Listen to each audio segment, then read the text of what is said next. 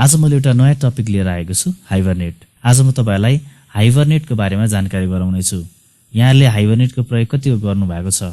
यहाँले चाहिँ आफ्नो कम्प्युटरमा विभिन्न टास्कहरु गरिरहनु भएको छ र फाइलहरु पनि कपी गरिरहनु भएको छ र त्यसपछि यहाँले डाउनलोड पनि गरिरहनु भएको छ र कुनै एप्लिकेसनमा यहाँले काम गर्दा गर्दै चाहिँ यहाँले शट डाउन गरेर जानु पर्ने भयो, कतै निस्किनु पर्ने भयो भने यस्तो अवस्थामा यहाँले के गर्नुहुन्छ?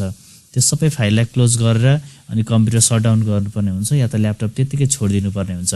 यहाँहरुको फाइल पनि कपी भइरहेको छ, डाउनलोड पनि भइरहेको छ र अरु टास्कहरु पनि भइरहेको छ भने त्यस्तो अवस्थामा आफ्नो ल्यापटप वा कम्प्युटरलाई सोही अवस्थामा छोडेर जान सक्नुहुन्न र यस्तो अवस्थामा यहाँले चाहिँ हाइबरनेटको प्रयोग गर्न सक्नुहुन्छ। हाइबरनेटले के गर्छ भने यहाँले जति पनि काम गरिरहनु भएको छ, यहाँले जुन टास्कहरु गरिरहनु भएको छ त्यो टास्कलाई जस्ताको तस्तै पज गरेर यहाँहरुको सिस्टमलाई चाहिँ बन्द गर्ने काम गर्छ र यहाँले जब आफ्नो सिस्टमलाई ओपन गर्नुहुन्छ, यहाँले जुन अवस्थामा शटडाउन गर्नुभएको थियो त्यही अवस्थामा यहाँले आफ्नो फाइलहरुलाई चाहिँ पाउनुहुन्छ।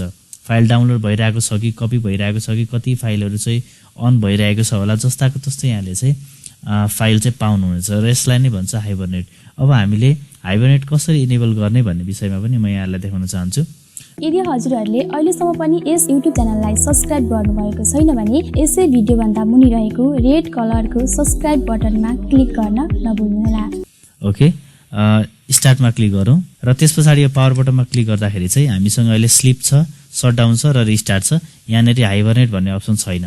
ओके, अब हाइबरनेट कसरी ल्याउने भन्दाखेरि चाहिँ यसको लागि चाहिँ यहाँले कन्ट्रोल प्यानलमा जानुपर्ने हुन्छ। ओके, यहाँ कन्ट्रोल प्यानलमा क्लिक गरौँ र त्यसपछि यहाँनेरि भ्यू बाई भनेको छ। यहाँ लार्ज आइकन आएको छैन भने, यो क्याटेगोरीहरु आएको छ यस्तो तरिकाले खुलिरहेको छ भने यो भ्यू बाईमा गएर तपाईले चाहिँ लार्ज आइकनमा क्लिक गर्नुपर्ने हुन्छ। अब त्यसपछि लेफ्ट साइडमा रहेको पावर अप्सनमा क्लिक गर्नु होला। ओके, अब त्यसैगरी choose what the power button do मा क्लिक गर्नु होला। अब त्यसपछि यहाँले देख्न सक्नुहुन्छ विभिन्न अप्सनहरु रहेको छ। यहाँ हाइबरनेट यो डिसेबल भइरहेको छ, हामीले यो अप्सनहरुलाई चाहिँ चलाउन पाउँदैन अहिले।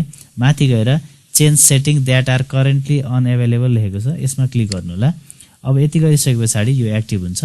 अब हाइबरनेट चाहिँ डिसेबल भइरहेको हुन्छ डिफल्ट, यसलाई चाहिँ यहाँ क्लिक गरेर यो चेक लगाएर चाहिँ अनि हामीले सेभ चेन्जमा क्लिक गर्नुपर्ने हुन्छ। अब यति गरिसकेपछि यहाँहरुको चाहिँ हाइबरनेट भन्ने अप्सन चाहिँ आइसकेको छ।